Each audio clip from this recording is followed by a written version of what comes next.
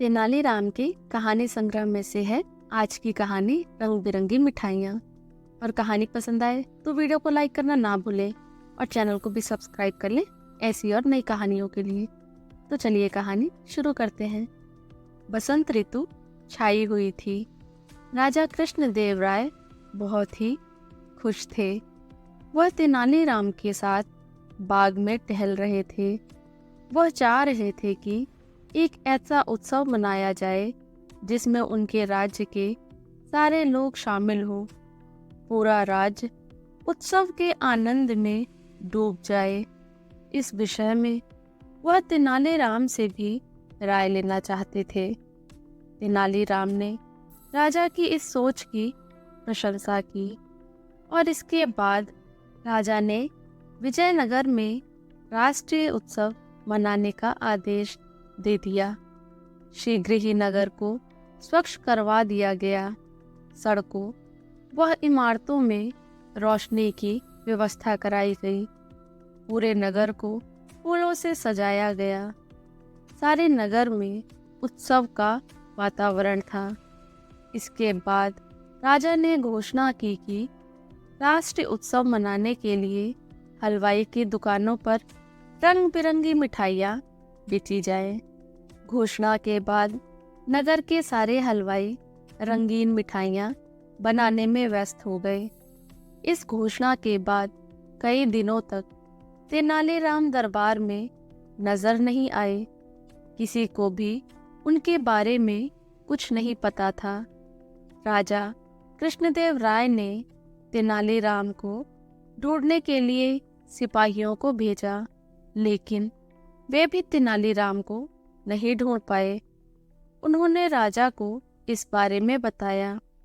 यह सुनकर राजा और भी अधिक चिंतित हो गए। उन्होंने दोबारा सिपाहियों को तेनालीराम की खोज में जुट जाने का आदेश दिया। कुछ दिनों बाद सैनिकों ने तेनालीराम को ढूंढ निकाला।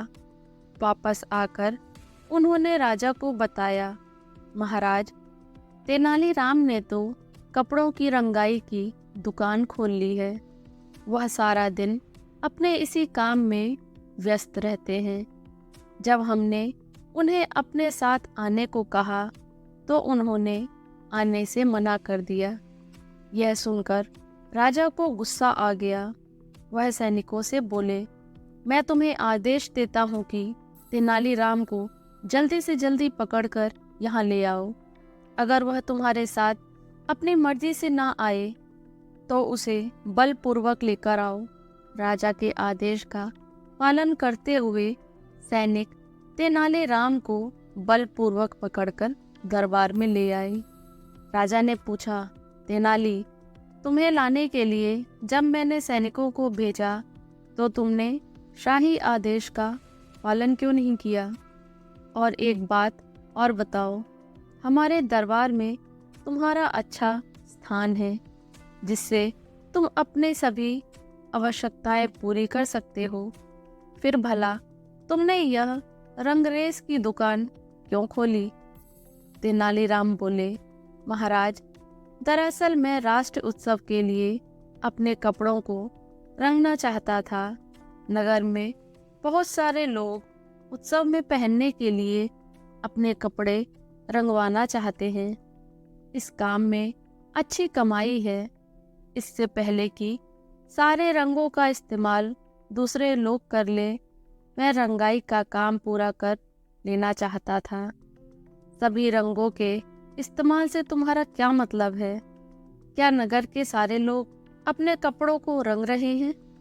राजा ने पूछा, नहीं महाराज, वास्तव में रंगीन मिठाइयाँ बनाने के आपके आदेश के बाद से नगर के ज़्यादातर हलवाई मिठाइयों को रंगने के लिए रंग खरीदने में व्यस्त हो गए हैं। अगर वे सारे रंगों को मिठाइयाँ रंगने के लिए खरीद लेंगे तो मेरे कपड़े कैसे रंगे जाएंगे? इतना सुनते ही राजा को अपनी भूल का एहसास हो गया। वह बोले, तो तुम यह कहना चाहते हो कि मेरा आदेश अनुचित है?